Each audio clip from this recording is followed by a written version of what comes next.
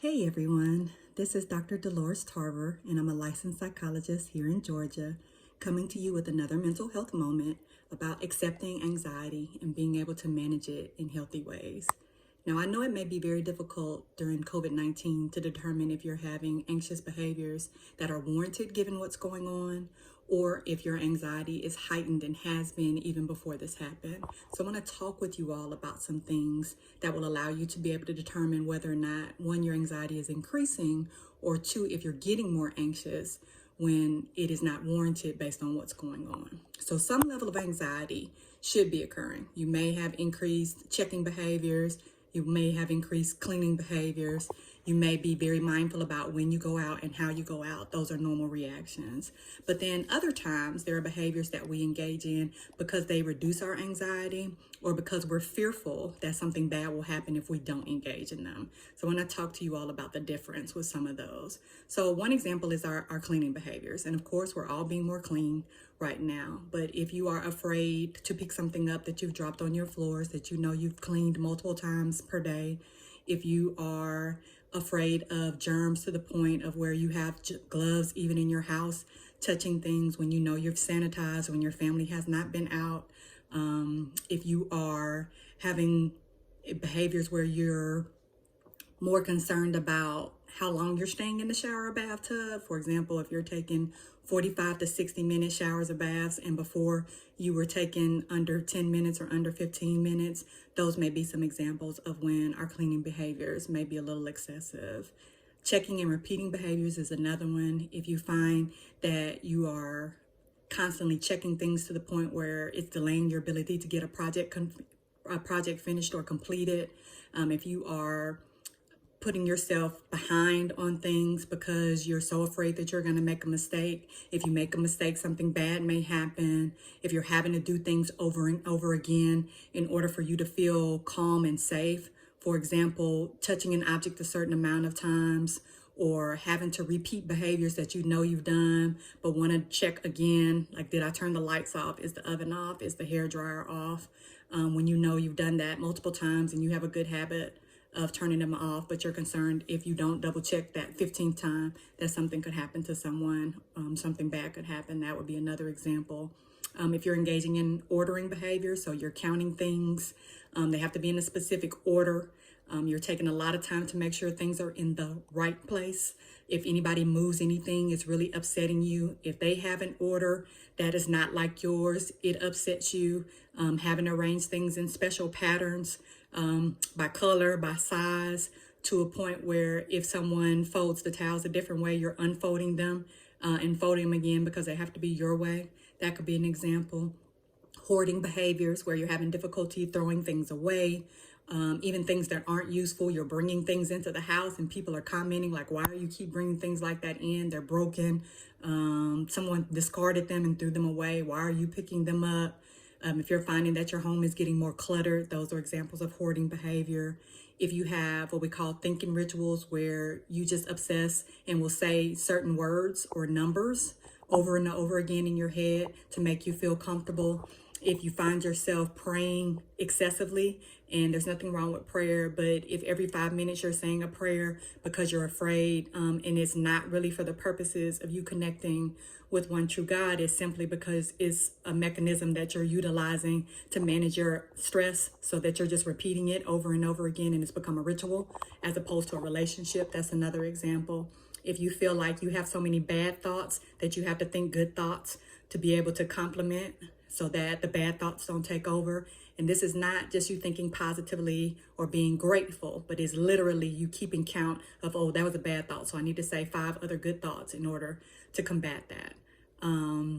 If you're trying to make details, remember details in your mind, or make a list because you want to make sure that you're not engaging in these negative behaviors to the point where it's becoming compulsive, that's another example. And then our regular worries that we engage in, to where if we don't do something to help that worry, then it causes us significant distress. Like, we can't focus, we can't sleep, we can't move forward. So if I have an unpleasant thought, then I'm really worried. Is that unpleasant thought going to come true just because I had it? I doubt my ability to make decisions or do simple tasks because I don't want anything bad to happen. I don't feel like I have control over my thoughts. Things that cross my mind make me feel shameful or afraid, or if I might become violent because I'm trying to get these thoughts out of my mind. If you have worries that you just cannot stop at all, and not your regular racing mind at nighttime when it's quiet, but simply like these thoughts are intrusive all day, and they're scary images, they're frightening, they're things that are causing you a lot of distress. Or if even things that are small in detail, like what toothpaste we bought, I get upset about it because it's not Crest and I needed to have Crest and you bought Colgate. So I need for you to go back and get that Crest because if we don't have Crest, something bad will happen. So those are some examples of when our anxiety has gotten to a point where it's causing us significant impairment. And it may likely also be affecting the people that are at home with us in shelter. And so here are some examples of some things that you can do to manage that. First of all, I want us to be very clear. Anxiety is something we all have and all need to experience. Now, it isn't as severe for some people as it is for others. And some people right now may feel like their anxiety is lessened because now everyone else is feeling what they've been experiencing every other day. And so they're like, hey, welcome to my world. This is what my life is usually like. But allow yourself to feel the anxiety. Have a space and a place to be able to experience it, how it feels in your body, how you carry it in your body, in your shoulders, in your stomach.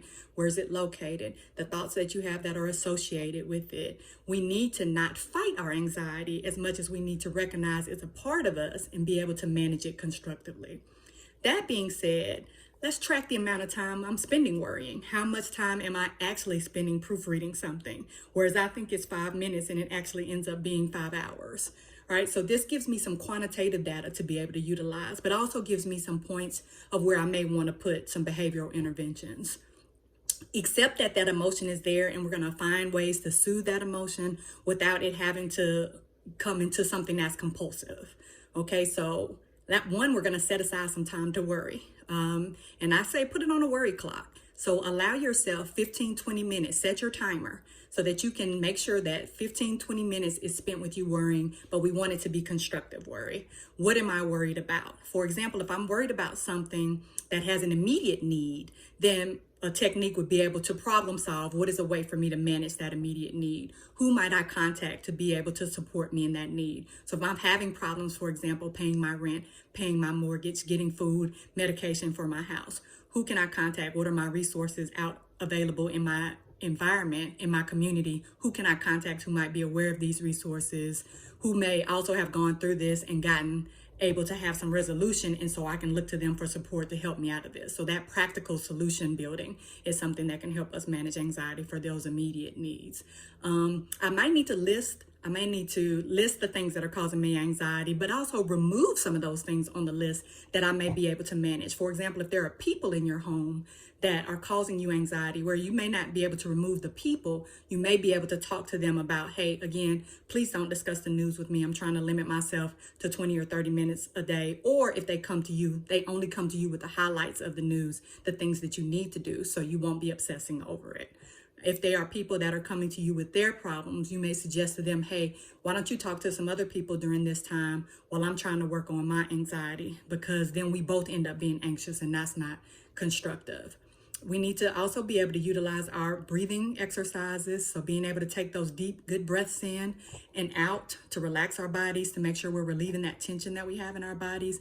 Exercise is a good way for us to relieve tension. Progressive muscle relaxation to tighten and then release different muscles of the body to be able to get rid of some of that pressure that builds up and causes us physical pain that increases our anxiety, because then we'll worry we have an illness when it's really us just carrying stress in our body. The affirmations that I talked about last week, this is a good time to bring those in, especially if the anxiety is around your abilities to be productive and to problem solve, reminding yourself that you have the skills and the capacity to be able to handle anything that comes your way, and visualize yourself solving these problems. Have an image of yourself being successful and this being over. If you're avoiding things like opening your mail, set aside time to open the mail. And this is our exposure part of dealing with anxiety, because avoidance makes anxiety worse sometimes. And so it's not that I need to avoid the mail, it's that I need to take it in a certain time of day. I need to open it. In those 20 or 30 minutes that I spend opening mail, maybe I have a supportive person with me to help me walk through it. We do the deep breathing. We talk about each thing that is opened and how we're going to be able to manage it if it's some bad news, which is what I'm afraid of. The more you do that, the more you get examples of. There are some positive things also in the mail. There's definitely some junk in the mail. And then the other things that come, I can put a plan in place to manage. We want to postpone any rituals. So if you're doing things like I need to count something an excessive amount of times or do something in a certain order or bad things will happen, if I postpone that ritual even for 5 minutes, then I alter the course of my behavior. And then that way I see like, oh, I'm nervous this whole time, but in that 5 minutes, nothing bad happened.